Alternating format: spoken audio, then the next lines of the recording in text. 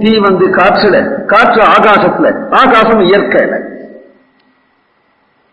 அப்புறம் என்னன்னா தெரியாது, தெரியாதுங்கிறதுதான் இயற்கை. தெரியாதுன்னு யாருக்கு தெரியறதுன்னா ஞான இன்பமே யோகோ, கைவல்யத்தை சொல்ற ஆத்மஸ்வரூபத்தை.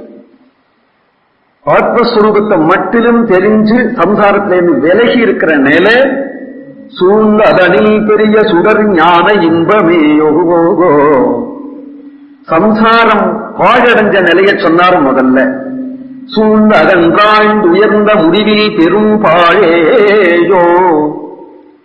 சம்சாரிகள் தன்னுடைய கர்மவாசனை நீங்க பெறாதபடி, ஞானம் உண்டாகாதபடி, பகவத் பக்தி இல்லாதபடி செத்து போனால், ஆனால் என்றைக்கோ ஒரு நாள் பிரளயம் ஏற்படும் பொழுது பகவான் அடைஞ்சுதானே ஆகணும் அப்படின்னு நினைக்க கூடாது.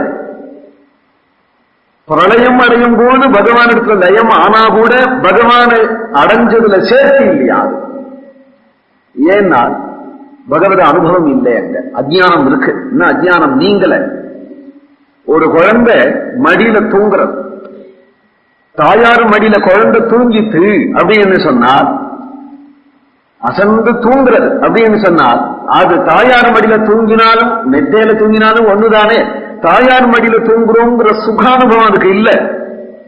முழிச்சுருந்தானா அம்மானு தெரியும். தூங்குறதுனாலே அம்மா மடியில படுத்துன்றும், ஆனால் அம்மா மடியில படுத்திருக்கிற சுக்கத்தை அதை அனுபவிக்காத போல நாம் பிரளயத்துல தூக்கம் கலையாதபடியே பகவான் இடத்துல ஒடுங்கி விடுறதுனால, ஞான விழிப்பு இல்லாதபடியே ஒடுங்கிறதுனால பிரளயத்துல பகவான் அடையிறது மோட்சமாக ஆகாது. ஏன்னா நமக்கு அவித்யை நீங்கல. எப்போ நீங்களையும் அடுத்த பிறவிக்கு ஹேது இருக்கு. அஜ்ஞானம் இருக்கிறதுனாலேயே அடுத்த பிறவிக்கு ஹேது இருக்கு.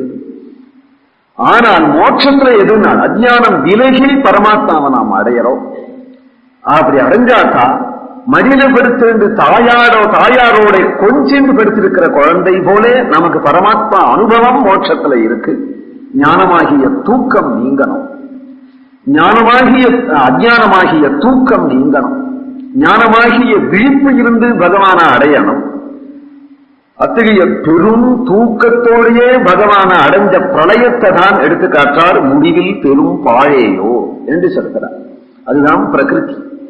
அதுக்கு அப்பால் தமச பரமோதாதா சங்கச்சக்கர கதாதரா என்று ஸ்ரீராமாயணம் சொல்றது, வேதமும் சொல்றது. ஆதித்யவர் நம் தவசஸ்து பாரே என்று அந்த இருளுக்கு அப்பால் பட்டு வேதமே அது இருள் இருள் என்றுதான் சொல்கிறது. பாழ்னு சொல்றது போல இருள் தான் வேதமே சொல்றது. தமதாசி தமசா கூடமக்ரே பிரகேதம் அப்படின்னு வேதம் வேறொரு இடத்துல அது தமஸ் என்று சொல்லுகிறது. இந்த நிலைய, இந்த பெரும் பாழுக்கு அப்பால் பட்டு இது பாழுன்னு தெரிகிற ஒரு தீபம் இருக்கு. இருட்டுல எல்லாம் தெரியாது போயிடுதே தவிர, ஆனா இது இருட்டுன்னு பார்க்கிற ஒரு தீபம் இருக்கு. இது ஆத்ம தீபம். தனக்கு தானே இருட்டு தெரியறது. இது பாழுன்னு தெரிஞ்சிருக்கிற ஒரு தீபம் இருக்குமானா அது இன்னும் பாழ ஆகல இல்லையா? பாழாயிடுச்சுன்னா அது தெரியாதே, அழிஞ்சு போயிடுச்சுன்னா தெரியாதே. அழியாத ஒரு தீபமா இருக்கு, அதுதான் ஆத்ம ஜோதி. கேவலம் சோகம் அப்படின்னா ஆத்மஸ்வரூபத்தை மட்டில் யாரு அனுசந்தானம் பண்றார்களோ அவர்கள் ஆத்ம ஜோதியை மட்டில அடைகிறார்கள். அதுதான் கைவல்யம். கைவல்யம் மட்டில அடைகிறார்கள். அது என்னன்னா, ஒரு கன்னிகையை அழகா அலங்காரம் பண்ணி ஒரு புருஷனுக்கு கன்னிகாதானம் பண்ணாமையே வச்சு விடுறது மாதிரி அந்த கைவல்யம். அதை யார்கிட்ட கொடுக்கணுமோ, யார் அந்த பெண்ணை அனுபவிக்கணுமோ அவனை போய் அடையல இல்லையா? ஒரு வியாதி ஒரு பொண்ணுக்கு கல்யாணமே ஆகாம இருந்தது. வியாதி நீங்கி விடுது. நீங்கின பிறகு அழகுபடுத்தியாச்சு அந்த பொண்ணை. ஆனா ஒருத்தனுக்கு கன்னிகாதானம் பண்ணல அப்படின்னா அந்த அழகுக்கு பிரயோஜனம் இல்லையா? வியாதி நீங்கிறதுக்கும் பிரயோஜனம் இல்லை இல்லையா? அதுபோல ஒரு ஜீவன் சம்சார வியாதி அவனுக்கு இருந்தது. அந்த சம்சார வியாதி நீங்கி போயிடுது. ஞானஸ்வரூபமான அழகு வந்துடுது. ஆனால் பர்த்தாவான பரமாத்மாவை இன்னும் அடையல. அப்படிங்கிற மோட்சத்துக்கு கைவல்யம்னு பெயர். இவ்வளவு அழகு யாரை அடையணுமோ அவனை அடையறதுக்காக வல்லவோ, அவனை இன்னும் அடையலையே. அடையாத நிலை எப்படியோ அதுபோல பரமாத்மாவை அடையாம, ஆனால் சம்சார நிவிருத்தி மட்டிலும் சம்சார நிவிருத்தி ஆயிடுது. தன் ஸ்வரூபம் தெரிஞ்சுனுட்டா இன்னும் பரமாத்மாவை அடையல. அப்படிங்கிற நிலை போன்றதுதான் கைவல்யம்ங்கிற மோட்சம். ஒருவனை ஜெயிலேருந்து விடுவிச்சாயிடுது. விடுவிச்சாயிடுதுன்னா அவனுடைய பந்துக்கள் எங்க இருக்கிறார்களோ, அவனுடைய அப்பா எங்க இருக்கிறாரோ, அம்மா எங்க இருக்கிறாரோ, பந்துக்கள் எங்க இருக்கிறாரோ அந்த வீட்டுக்கு அவன் ஓடி வர வேண்டாமோ? சம்சாரத்துல ஒரு ஜெயிலேருந்து விடுவிக்கப்பட்டவன் அந்த இடத்துக்கு ஓடி வராமல் அவன் எங்கேயாவது ஒரு பார்க்கல அல்லது ஒரு பீச்சில் போய் உட்காந்துக்காம பேசாம சம்சாரத்திலேருந்து ஜெயிலேருந்து விடுவிச்சாயிடுத்து அப்படிங்கிற ஒரு லாபம் தவிர, ஆனால் தன் பந்துக்களை எங்க போகணும் அங்க இன்னும் போகலே அப்படிங்கிற ஒரு குறைய அங்க இருக்கு இல்லையா? அதுபோல கைவல்யத்துல சம்சாரத்திலேருந்து விடுதலை ஆயிடுத்தே தவிர, ஆனால் வீட்டுக்கு இன்னும் போகல, வைகுண்டம் இன்னும் போகலே அப்படிங்கிற நிலை உண்டுதானால் அதுதான் கைவல்யம். அவனுக்கு பந்து யாரு? அவனுக்கு அப்பா யாரு? அம்மா யாரு? அந்த பகவான் நாராயணனிடத்துல போய் சேர வேண்டாமோ? அங்க இருக்கக்கூடிய பந்துக்களான நித்திய சூரியர்களிடத்துல இவனும் ஒத்தனாக இருந்து கலந்து பழக வேண்டாமோ? அப்படி இன்னும் அந்த இடத்துக்கு பரமபதம்ங்கிற இடத்துக்கு போகாது. அதனாலதான் சம்சார நிவர்த்தியே மோட்சம் அப்படின்னு சொல்லாம தமிழ்ல இதுக்கு அழகான பெயர், மோட்சத்துக்கு அழகான பெயர். மோட்சம்ங்கிறோம் சம்ஸ்கிருதத்துல மோட்சங்கிற சொல்லுக்கு விடுதலை அப்படிங்கிற ஒரு அர்த்தம் தான். விடுதலைங்கிற அர்த்தத்தோட போயிடுத்து.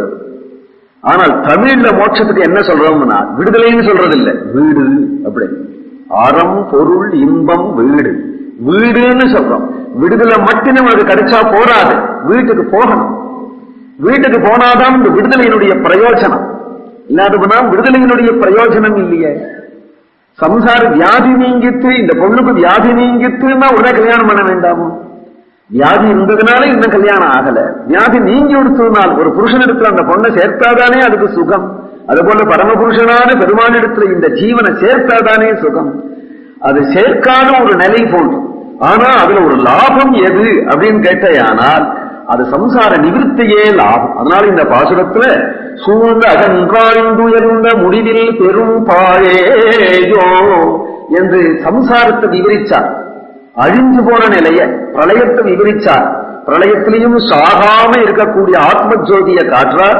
சூழ்ந்த அகனில் பெரிய பர நன்மலர் சோதியோகோ, உலகம் அழிந்தும் பாழாகியும் கூட ஆனால் அழியாத ஆத்ம ஜோதியான நிலையை காண்பிச்சார். அந்த ஆத்மானுபவத்தை எடுத்து காற்றார்.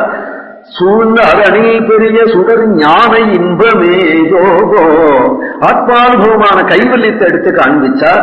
அந்த கைவல்யத்துக்கும் அப்பால் அவா அற சூழ்ந்து எம்பெருமான் நம்ம அள்ளி அணைக்கக்கூடியதாக பரமபதத்தை எடுத்து காற்றார். சூழ்ந்த அதனில் பெரிய என்ன அவார சூழ்ந்தாயே என்று எம்பெருமான அடைய வேண்டியது முக்கியம் இல்லையா? அதை எடுத்துக்கார். அத்தியக்காணல தீப்தம் தத் வைகுண்டம் பரமம் பதம் அப்ரமேயம் சுதுஷ்பிராப்யம் சுராணாமதி சர்வதாகா ஏகமேவாத்விதீயம் தத் பிரம்மலோகைக காரணம் ஸ்வயம் பிரகாசத்தே தத்ர சரூபம் சகுணம் மகதே. அது பரஞ்சோதி, எல்லாவற்றையும் காட்டிலும் பரஞ்சோதி என்கிறார். உலகத்தில் உள்ள ஜோதிக்கெல்லாம் அப்பாற்பட்டது. உபனிஷத் சொல்றது நடத்திர சூரியோ பாதின சந்திரதாரகம் நேமா வித்யுதோ பாந்தி குதோஜம் அக்னி என்று உபனிஷத் சொல்கிறது. இவ்வுலகத்தில் உள்ள எல்லா பொருளையும் பார்க்கணுமானா ஜோதி இருந்தாதானே பார்க்கலாம், இல்லையான போனா பார்க்க முடியாது. என்ன ஜோதி வேணும்னா தீப ஜோதி வேணும். ஒரு தீபம் லைட் எரியறதுனால இப்ப எல்லாரும் உட்கார்ந்து இருக்கிறது தெரியுது. அது போனா இருள் தானே உலகம் பூரா. தீப ஜோதி வேணும். தீப ஜோதி இல்லாத போனா பட்டு லைட் அணைஞ்சு விடுத்தானா நிலா இருக்கு, நிலா வெளிச்சத்துல போய் பார்க்கிறோம் சந்திர ஜோதி. அமாவாசையா இருந்தா சந்திர ஜோதி இல்லையானா சூரிய ஜோதி இருக்கு, அதை விட பெரிய ஜோதி. சூரியன் எடுத்தா உலகம் பூரா தெரியறதுன்னு சொல்ல முடியாது. ஏன்னா நேத்திரம் இல்லை. கண் இல்லாதவனுக்கு சூரிய ஜோதி இருந்தும் பிரயோஜனம் இல்லையே. இப்ப சூரிய ஜோதியை விட பெருசு நேத்திர ஜோதி. நேத்திரத்துக்கு எங்கேயும் ஜோதி வந்தது? செத்து போயிட்டான், கண்ணு இருக்கு, ஜோதியை காணுமே. நேத்திரத்துல ஜோதி இருக்கு. செத்து போனவனுக்கு கண்ணு இருந்து பிரயோஜனம் ஆத்ம ஜோதி. உள்ள ஆத்மா இருந்தாதான் கண்ணு பார்க்கிறது. கண்ணு பார்த்தாதான் சூரியன் பிரயோஜனம், கண்ணு பார்த்தாதான் சந்திரன் பிரயோஜனம், கண்ணு பார்த்தாதான் தீபம் பிரயோஜனம், கண்ணு பார்த்தாதான் உலகம் பிரயோஜனம். கண்ணு பார்க்கலையானா ஒன்னும் பிரயோஜனம் இல்லை. கண்ணு தெரிகிறது ஆத்மாவால. அப்ப ஆத்ம ஜோதி காட்டிலும் பெருசு என்ன? ஆத்ம ஜோதியை காட்டிலும் பெரிய ஜோதி இருக்கா? இந்த ஆத்ம ஜோதி இன்னொரு பொருளால் இன்னொரு விளக்கெடுத்து பார்க்க வேண்டிய அவசியம் இல்லை. பாக்கியெல்லாம் ஒன்றோடு ஒன்று பிரகாசமானது. ஒரு வஸ்துவானதான் இன்னொன்னு தெரிஞ்சுக்கணும். ஆத்மாவை தீபம் எடுத்து பார்க்க வேண்டிய அவசியம் இல்லை. ஆத்மா இருந்தாதான் சூரியன் தெரியறது. ஆனா சூரியனால ஆத்மாவை பார்க்க முடியாது. ஆத்மா இருந்தால்தான் நெருப்பு தீபம் தெரியறது. தீபத்தை எடுத்து ஆத்மாவை பார்க்க முடியாது. ஆத்மாவோ நான் இன்னொன்னால பார்க்க வேண்டிய அவசியம் இல்லாதபடியே தனக்குத்தானே தெரியறது. தனக்குத்தானே தெரியறதுனால சுயம் பிரகாச பொருள், சுயஞ்சோதி, சுயம் பிரகாச பொருள் அப்படின்னு ஆத்ம ஜோதி ஆனால் ஞானஸ்வரூபம். அதனாலதான் ஆத்மாவை ஞானஸ்வரூபம்னு சொல்றோம். மற்றதுகள்லாம் ஜடமான பொருள். ஜடமான பொருள் யாவும் ஞானஸ்வரூபத்தால அறியப்படுறதே தவிர, ஆனால் ஆகாசத்துக்கு பூமியை தெரியாது, பூமிக்கு ஆகாசத்தை தெரியாது, பூமிக்கு ஆகாசத்துக்கும் கடலை தெரியாது, கடலுக்கு ஆகாசம் தெரியாது. எல்லாம் பெரிய பொருளா இருக்க. மலைக்கு ஆகாசம் தெரியாது, ஆகாசத்துக்கு பூமி இருக்கிறதுன்னு தெரியாது, கடலுக்கு மலை இருக்கிறது தெரியாது. எல்லாம் பெரிய பெரிய பொருளா இருக்க. ஆனா ஒண்ணுக்கு ஒண்ணு தெரியாது. ஆத்மாவுக்கோ நான் எல்லாம் தெரியும். ஆகாசம் தெரியும், கடல் தெரியும், மலை தெரியும், உலகமே தெரியும். அப்ப ஆத்மா எவ்வளவு நாள்? ஆகாசத்தை விட பெருசு. ஆகாசத்துக்கு ஆத்மா இருக்கிறது தெரியாது, ஆத்மாவுக்கு ஆகாசம் தெரியும். அப்ப ஆத்மாவுடைய கௌரவம் என்ன? இந்த ஆத்மாவல்லவோ நீ உடம்ப நீன்னு உட்காந்துருக்கிய. நீ உடம்பு முடிச்சா 3 நாள் இருக்காத, நீ செத்து போயிடுமே. இது அழுகி போயிடும். வச்சுன்னு ஆசைப்பட்டு வச்சுட்டு இருந்தா அழுகி போயிடும். தூக்கி எறிஞ்சா கழுகு கொத்தும், புதைச்சு விட்டா மண்ணா போயிடும், பொசுக்கி விட்டா சாம்பலா போயிடும். இத போய் தான் தான் நினைச்சுட்டு இருந்தேன்.